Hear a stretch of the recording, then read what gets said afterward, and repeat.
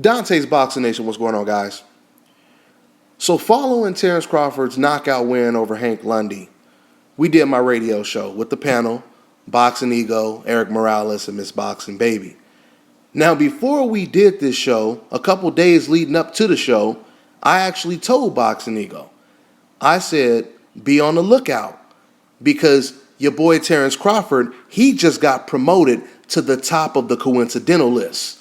And now you are going to hear people start to talk about Terrence Crawford just like they talked about Floyd Mayweather and Andre Ward. So fast forward to the day of the show.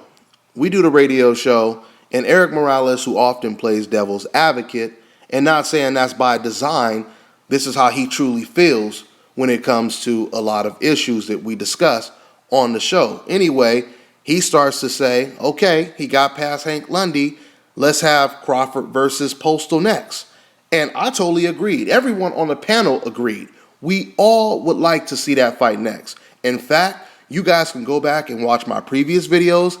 I've talked about I talked about Terrence Crawford versus Victor Postal, how much I would love to see that fight on many different videos. When Victor Postal knocked out Lucas Matisse, that was the first thing I said is, man, this is going to be an epic fight at 140.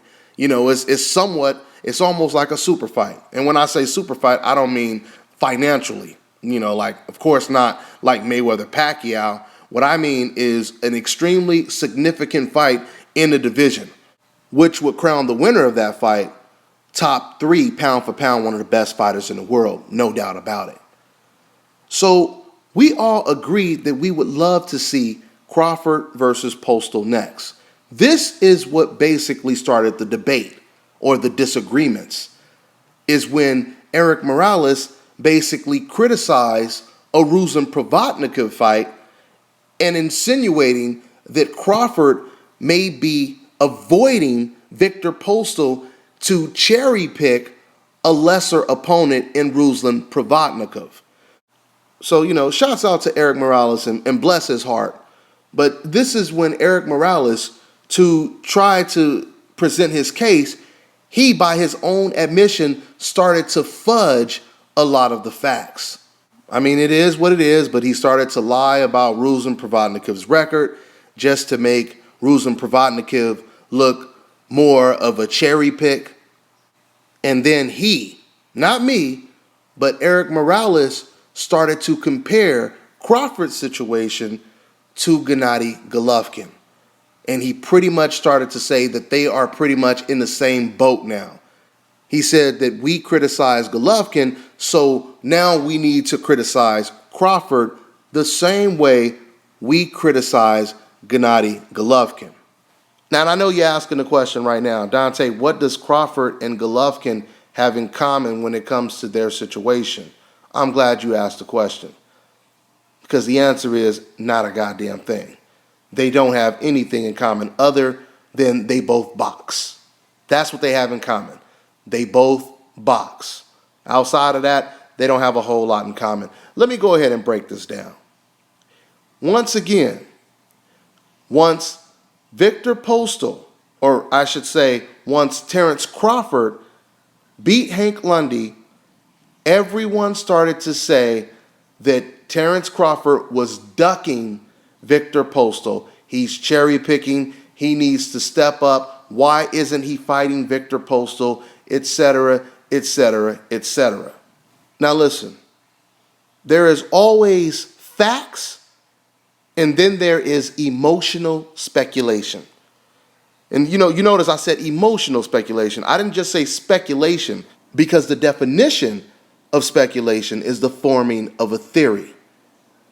But when it comes to emotional speculation, you are forming your theory on who you like and who you dislike, which is what decafs often do.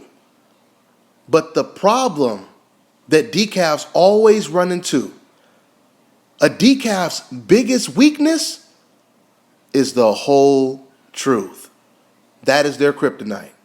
A lot of these emotionally attached fans have so much dislike and disdain for fighters on the coincidental list, even when they see the facts presented to them, They still try their best to act like they didn't even see it. And they try to stick with those talking points. Why? Because this is very therapeutic for them. Case in point, Andre Ward. Now, when Andre Ward wasn't fighting, you had decafs that were using these code words for what they really want to call Andre Ward, but they're using these code words. He's inactive. He's boring. But the main code word they're using for him is inactive, right? So that was a year ago, before he fought Paul Smith, before he was scheduled to fight against Sullivan Barrera. They were calling him inactive. Fast forward to present day, now Andre Ward is more active than Manny Pacquiao. He's way more active than Mikey Garcia, who they never say is an inactive bitch and all this other stuff. So he's now active. He's going to fight Barrera in about a week, less than 2 weeks, whatever it is. And then if he gets past Barrera, he's going to fight against the best fighter at light heavyweight, which is Sergey Kovalev. But you know what a decaf still says? A decaf will still say, fuck that inactive bitch. You know, they use these code words for what they really want to call him. No different than calling President Obama a Muslim or a Marxist. Code words. That's what they're called, code words. So the point that I'm making is, even when Andre Ward is active, they still revert back to calling him inactive. It's therapeutic. Even if you slap them in the face with the truth, they will act like they don't see it. Why? Because the truth is, in this sport, the truth is not popular. Let me give you guys another example of decafs trying to basically convince you not to believe your eyes, but believe what they are telling you. Guillermo Rigondeaux, for example. Ever since Guillermo Rigondeaux beat Nonito Donaire, they have been trying to make his life a living hell. You know, usually the more successful you are, the more praised you are, but not when you're on a coincidental list. When you're on a coincidental list, it is the contrary. The more successful you are, the more hated you become, because you become more of a threat to them and their favorite fighters that they actually like. So once again, going back to Guillermo Rigo, fans will sit over here and they'll say he's boring. Ever since he beat Nonito Donaire, now they're using all these code words. Once again, man, code words. I understand the psychology of a decaf, a dumb, casual-ass fan. And one more time, for all you guys that don't understand, the definition of a decaf, it ranges from fans that are casuals to fans that, you may be new to the sport. Then you have the fans that are extremely biased, emotionally attached. Then you have the flat-out racist fans. And these people can span from some guy on the internet just typing up shit, gang banging on the keyboard, probably got a bandana wrapped around his mouse, ready to go to war, right? And then you have the other decafs that can range from boxing writers to boxing commentators, blow-by-blow announcers like Jim Lampley, who was one of the grand wizards of the decafs. You have a lot of different people that can be decafs in this sport. So going back to Guillermo Rigondeaux, they say he's boring. Cold word this, cold word that. Oh, that boring this and that boring that, right? All of a sudden, Guillermo Rigo, he gets 2 knockouts back to back. The first knockout is in the first round. The second knockout, he fights against a Goliath in his own hometown. What was it? Amagaza. He fights against a Japanese fucking Yao Ming. This dude was damn near 6 foot tall. He was naturally at a higher weight class. He came down in weight just to take this fight with Guillermo Rigo. This guy outweighed Rigo at least by 20 pounds. Rigo goes to war with this guy. Rigo gets knocked down, comes back and stops this Goliath in Artul Gatti style. But yet, people like Jim Lampley, he doesn't put Guillermo Rigo on his Gatti list. And to add insult to injury, after Guillermo Rigo has 2 action-packed fights back-to-back, what do they say? They still call him boring. Code words, man. These are code words. So you're telling me, even if he is action-packed, he's still boring? How does that work? How does that work? So anyway, you guys get the picture. Now you have Terence Crawford added onto that list of fighters that I just mentioned. So as I've been telling you guys through this video, Terence Crawford has been charged by the decafs of ducking and avoiding the big bad boogeyman in the division, Victor Postol. Like I told you guys before, a decaf's worst nightmare is the whole truth. Decafs will always use this emotional speculation to discredit a fighter on the coincidental list. That is, until the truth shows up.